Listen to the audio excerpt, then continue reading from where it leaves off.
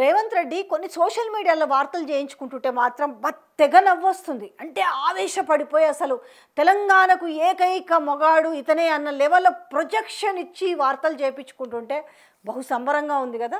బహు సంబరంగా ఉంది, కాస్త చీత్కరంగా కూడా ఉంది, చూస్తుంటే కాస్త వెటకారంగా కూడా ఉంది. ఏం చేసిండు అసలు రేవంత్ రెడ్డి తెలంగాణకని అడుగుతున్నారు జనాలు. జర ఎవరన్నా సమాధానం చెప్పగలుగుతారా? వచ్చిన 20 నెలల్లో 2.5 లక్షల కోట్లు అప్పు తెచ్చిండని చెప్పారు కదా. 2.5 లక్షల కోట్లు ఎవరికి వంచిండు?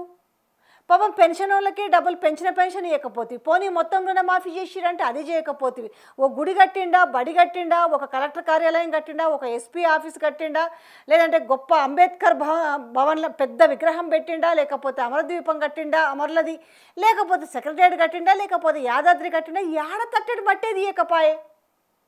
పోనీ కొలువులు ఏమన్నా ఇచ్చిండా? సంవత్సరానికి 2 లక్షల కొలువులు అన్నాడు, కనీసం 20,000 కొలువులు కూడా ఇవ్వకపాయే.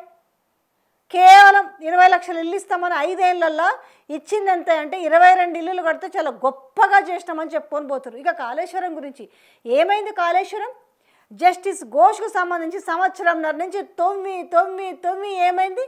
తీరా మళ్ళీ సిబిఐ ఎంక్వైరీకి ఎన్డీఎస్ఏ రిపోర్ట్ ఇచ్చారు. 660 పేజీలు ఏమైందంటే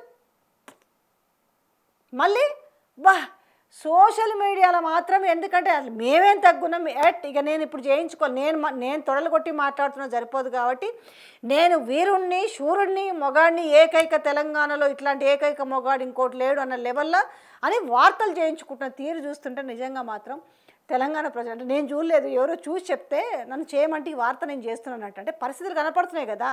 ఈయన కామారెడ్డి పోయింది దొంగలు పడ్డ 6 నెలలకు కుక్కలు మరిగినట్టుగా పోయి ఆయన మాట్లాడిన తీరు చూస్తేనే జనాలు నవ్వుకుంటున్నారు. ఎంత వాన పడ్డది, ఇప్పుడు మీ పరిస్థితి ఎట్లున్నది అడిగిన క్వశ్చన్స్, ఎంత వాన పడ్డదని పోయి వాళ్ళని అడుగుతున్నాడు. అంటే నాకు ఏమీ తెలియదు, ఎందుకంటే ఎంతసేపు బీఆర్ఎస్ అధినేత కేసీఆర్ పైన కుట్రలు వండి వార్చాలే, మనం ఎట్లా బోల్తా పడాలనేది తప్పితే ఇంకొకటి ఏమీ కనబడతలేదు.